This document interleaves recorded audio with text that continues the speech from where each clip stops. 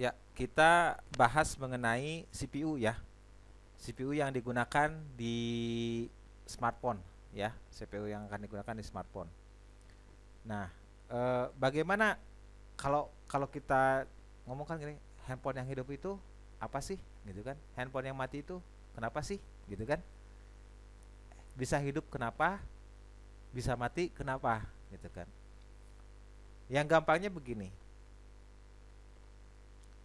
itu handphonenya hidup, bisa dipakai normal. Intinya semua perangkat yang ada di dalam itu bisa bekerja bagus semua, betul nggak? Nah, sekarang berarti kalau misalnya handphonenya mati, ada perangkat di dalamnya itu yang bermasalah, ya. Nah, karena untuk hidup dan matinya ponsel ini melibatkan satu kamar yang dinamakan baseband, maka konsentrasi kita difokuskan ke blok baseband.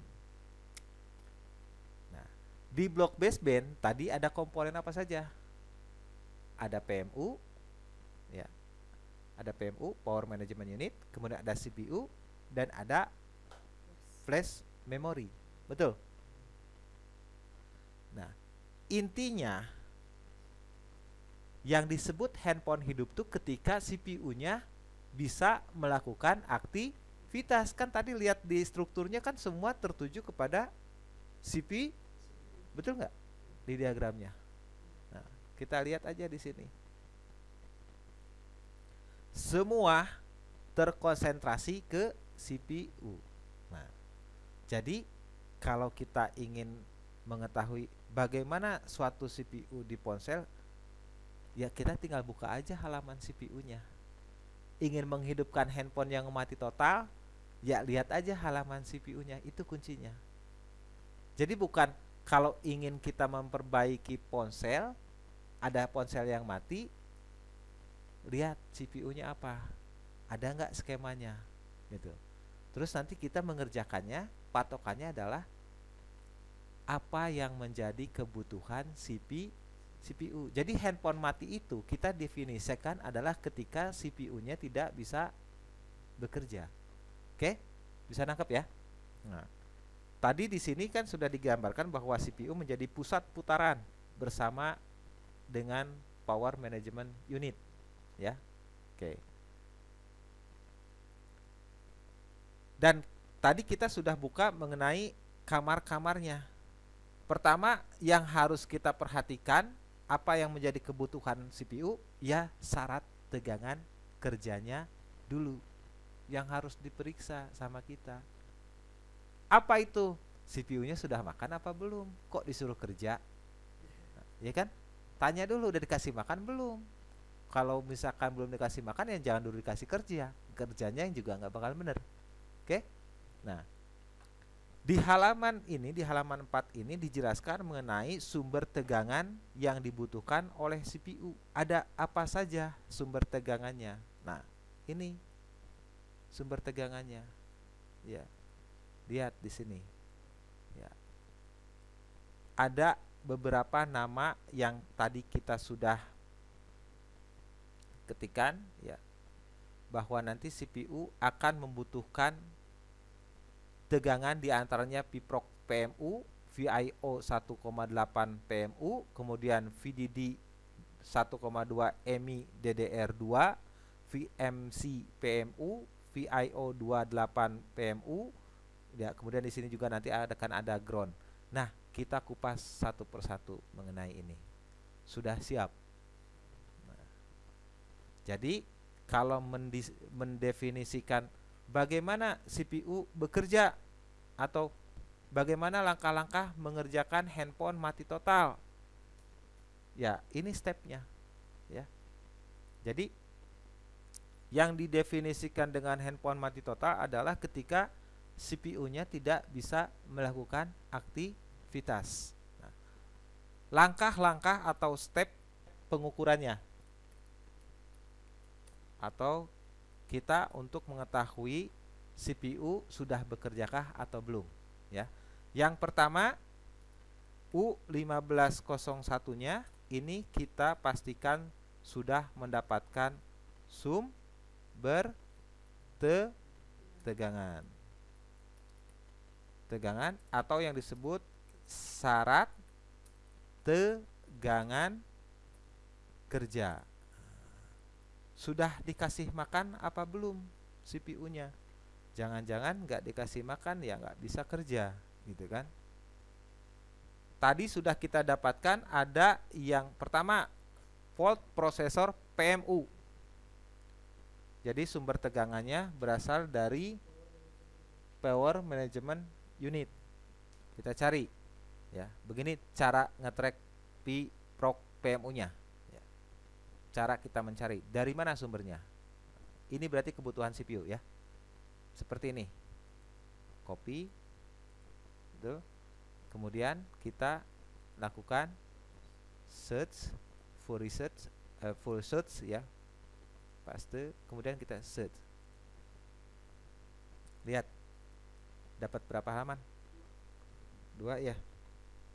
Yang ini set halaman 4, yang ini halaman 4. Berarti cuma akan ada 2 halaman. Siapa penghasil PIPROC PMU? Siapa itu? Siapa penghasil PIPROC PMU? Hah? Ya, IC Power atau U1401. Kakinya apa? Ya. Ya, namanya oleh ya kalau kita mengukur di mana pengukurannya? L 1401. Begitu kan? Berarti kalau kita nanti mau ya memperhatikan ini L1401. Kita lihat dulu. L1401. Ngerti nggak?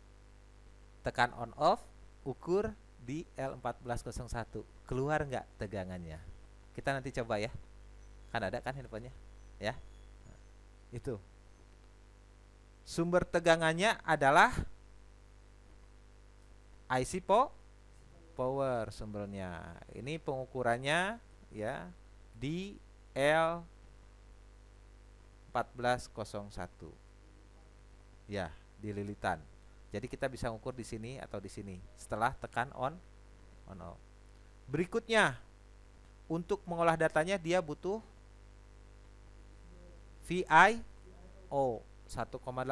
Kita cari untuk mengolah data, betul? Kan di sini saya sudah sebutkan. Nih, di sini sudah. CPU ada inti CPU yang disebut V-core. Nah, ini kan V-frequency itu sama dengan V-core-nya. Kemudian CPU juga membutuhkan tegangan input output. Itu yang disebut dengan VIO. Nah, yang kedua VIO. Di mana sumber tegangannya? Kita cari aja, search, paste, kemudian kita banyak apa tidak? Tapi kita lihat, kita mau mencari sumbernya dari mana? Kita lihat di sini, halaman 2. Tes. Apakah dia sumber yang ada di halaman 2? Bukan. Selanjutnya halaman 4. Tek. Nah, ini justru ini yang sedang dicari. Oke. Ya, lanjutnya kita masuk ke halaman 4. Tek. Ini VIO yang akan masuk lagi ke IC power. Nah, seperti ini. Ini yang akan masuk. Nah, inilah yang saya ulang lagi ya. Tadi kan ini yang masuk ke IC ya. Betul? Masuk ke IC power lagi. Nah, kita akan cari yang inilah sumbernya di sini. Kita perbesar, bertumpuk ya soalnya. Ada VIO 1,8. Betul nggak? Ngerti nggak ini? VIO 1,8 yang keluar dari LDO. Yang di sini VIO-nya keluar dari U1401 di ngukurnya di mana? L12. Ngukurnya di mana? Di sini bisa nggak? Nggak bisa karena di dalam kaki IC. Kita cari selanjutnya di mana dia akan kita bisa ukur. Gitu kan? Atau kita ukur di sini aja tadi. Saya ulang lagi. Nih yang akan masuk lagi ke IC power. Jadi VIO 1,8 ini keluar dari IC power, nanti masuk lagi ke IC power gitu. Di sini akan ada C berapa? 14, 19. Nah, kita di C 14, 19. Di sebelah manakah itu? Kita tinggal cari. C 14, 19. Nah, di sini. C 14, 19. Enter. Nih. Ada kan? Betul nggak? Hah? Bukan, kalau kita mengukur apalagi apa ngangkat IC-nya kita ngukur. Kan logikanya enggak. Kan kaki itu keluar dari IC kalau mengukur ya di tempat yang di luar-luar saja, gitu kan? Contohnya yang L12 itu kan keluarnya dari sini misalkan. Betul nggak? Nah, ini kan ada kapasitornya. Nggak bisa kita ngukur di IC-nya. Ya sudah yang dilewatinya saja kita ngukurnya. Ngerti nggak? Yang terdekat dengan sumber atau dekat dengan tujuan gitu. Selanjutnya apalagi yang menjadi kebutuhan CPU ya. Balik lagi yang menjadi kebutuhan CPU-nya. Kita ngukur lagi di sini ada VIO 128. Siapa penghasilnya? Nah, gitu kan kita cari lagi. Nih. Copy, kemudian search. Nih, kemana nyarinya? Nggak usah klik, tinggal begini saja. Tuh. Kita ini lagi yang di blok, ini kita ada di halaman 4. Nah, kita lihat cek. Ini kita lagi di halaman 4, betul? Nah, selanjutnya kita nyari kemana? Nah, kan udah ketemu tuh. Dari IC power juga. Nah, cuma pengukurannya di mana? Kan gitu kan? Nah, sumbernya itu pengukurannya di mana? Gitu kan. Kita ulang lagi aja ke sini. Ya. Nah, sebentar. Nah, di sini ya tadi ya. Bisa ukurnya di mana ini? Ini langsung masuk soalnya. Oh, nggak lewat kapasitor. Nah, nggak bisa, ini nggak bisa ketemukan. Di sini juga sama, nggak dapat. Nah, yang bisa dapat di sini misalkan boleh di R1717 boleh atau di C17. Nah, seperti itu. Ngerti nggak maksudnya? Bisa. Sama aja, kan ini satu jalur. Oke? Ya. Ini juga sama, berarti yang ininya dari U ini juga sama. Dari atau ya, dari U sama ya, U1401 ya. Dah. Kemudian di sini DV DD 12 EMI DDR2. Ini DV DD, copy ya, new search. Nah, kita ini kan, kemudian kita paste. Nah, di mana ini sumbernya? Gitu kan. Siapa sumbernya? Kita lihat ada juga ya di sini. Keluar dari sini. Ya. Ini dari keluarnya VMJ. Nah, J13. Sini berarti kita ketiga ini dari U1401 di terserah mengukurnya di mana ya. Kita perhatikan aja yang seperti tadi. Ini boleh di C1404 atau 1403. Nah, C1404. Selanjutnya VMC PMU. Nah, ini kan kebutuhan CPU-nya kan. Nah, PC PMU bisa di 1422, tapi penghasilnya siapa? Gitu kan. Kita tracking aja. Nih. tracking aja, klik kanan, copy to clipboard, new search. Pakai Poxit Reader enak nih. Search. Nih, di mana? Di sini tuh. VC ya, di sini. Berapa tadi? VMC ini L6. Jadi penghasilnya tetap siapa? Ya, tetap IC power. Nah, U1401 di mana cara ngukurnya? Gitu kan. Nah, kita tinggal cari lagi. C1422. Nah, kemudian yang kelima. Sudah ya tadi ya. Nah, tinggal ini diukur. Nah, kalau sudah dapat step atau sumber tegangannya sudah dapat, ya kita tinggal cari aja di sini. Kasih tanda di titiknya di mana saja, gitu kan? Nanti tekan on off, ukur. Ada nggak keluar semua? Kan gitu. Betul kan? Itu tegangan. Ya, nanti kita sama bikin titik ukurnya. Oke. Berikutnya, apakah cukup dengan tegangan CPU ini bekerja? Tidak. Tadi kita akan mengukur yang namanya PUSL. Siapa?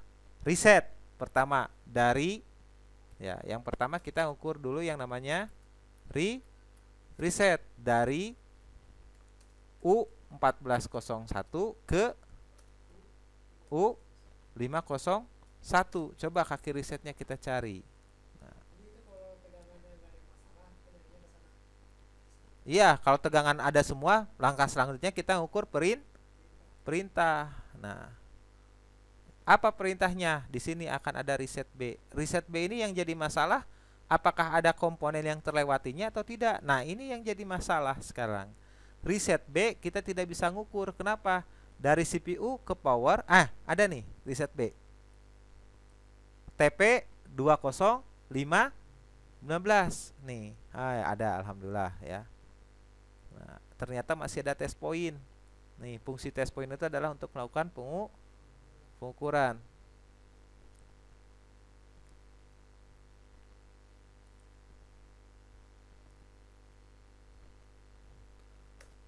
Atau bisa komponennya di R berapa? 2029. Ya. Terus yang kedua, setelah kita ukur reset, nih akan ada kita yang namanya watchdog. Kita ukur watchdog. Ada nggak di sini watchdog? Lewat mana lagi watchdog? Ada nggak? Nah, watchdog. Mana watchdog? Itu power key. Watchdog. Aduh, watchdognya tidak bisa kita ukur. Tapi kita masukin aja. Kedua, watchdog.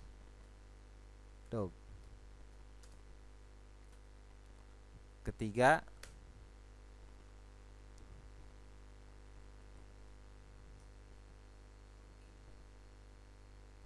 power key kan udah tadi. Kan kalau power key udah dari pertama. Kan begitu, kan nggak bakalan ada tegangan kalau kita nggak bijit power key. Jadi nggak usah dilewatkan itu kan. Kan harus tekan on off.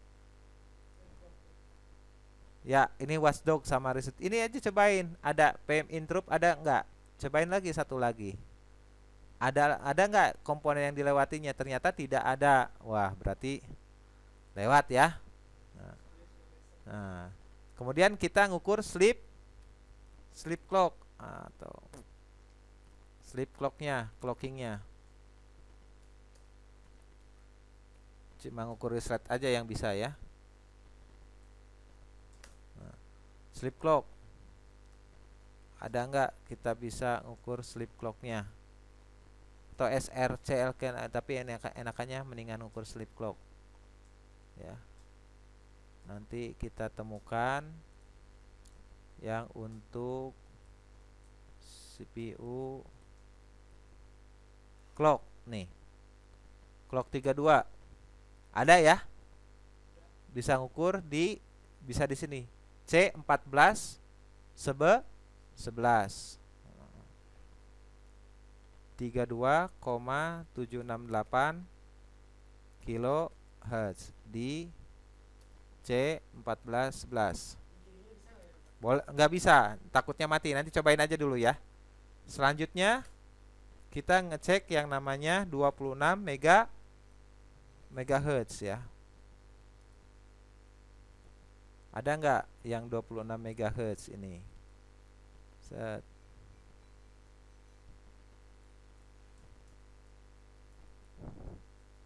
Ada nggak 26 MHz ini? Ya. Nah, berarti kita ngukurnya di X 1201. Langsung aja di kakinya, berarti di sini. Kaki hot ini nih. Gitu kan? Nah. Ini nggak bisa, ini harus langsung ke kakinya ini. Di X 1201 ini nggak ketemu lagi ini. Cuma dari sini ke sana bolak-balik cuma gitu aja. Berarti ini jalurnya nggak ada yang test pointnya, ya kan? Nah, paling kita ngukurnya langsung ke X 1201. Itu namanya apa? Clock BB, RF clock atau active clock di X berapa? 1201. Ya. Ini baru pengukuran yang untuk kebutuhan CPU gitu. Nah, tinggal apa? Ya, di sini bahwa CPU itu di dalam internal CPU itu ada yang namanya boot ROM dan boot code. Jadi nanti di internal CPU itu ada yang berkaitan dengan yang namanya operating system. Nah, ini tinggal kita nanti harus memperhatikan namanya yang disebut boot ROM atau yang disebut boot loader. Ini nanti berkaitan dengan operating system.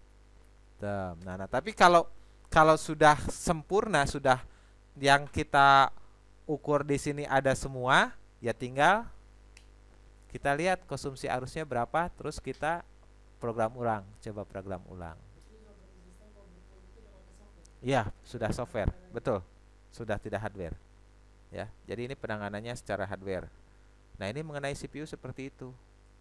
Yang lainnya, bagaimana Pak kaki-kaki yang lainnya di CPU? Ya nanti kalau sudah CPU-nya hidup, baru dia bisa bekerja kan yang lainnya. Kalau CPU-nya aja nggak hidup, mau ngerjain apa? Nah, gitu kan.